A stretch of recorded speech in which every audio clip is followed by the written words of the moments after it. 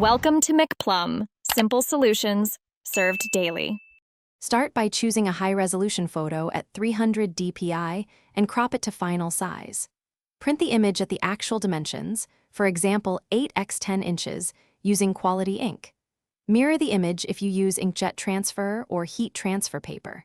Select cotton or a cotton blend fabric washed and dried without fabric softener.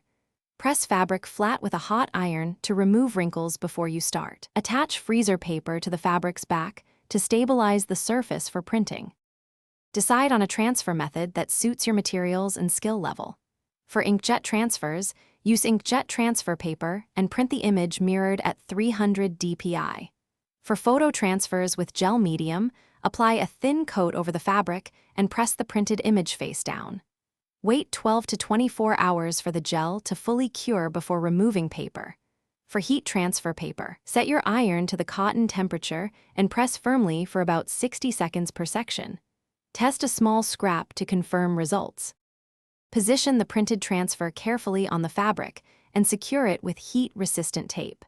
For heat transfer paper, press with a hot iron using firm pressure for 60 seconds, then peel the backing warm. For gel medium transfers, wet the paper and gently rub it away after 12 to 24 hours of drying. Allow the finished transfer to cure for 72 hours before washing the fabric. Machine wash cold on a gentle cycle and air dry to preserve the image. Optionally, iron on the reverse with medium heat.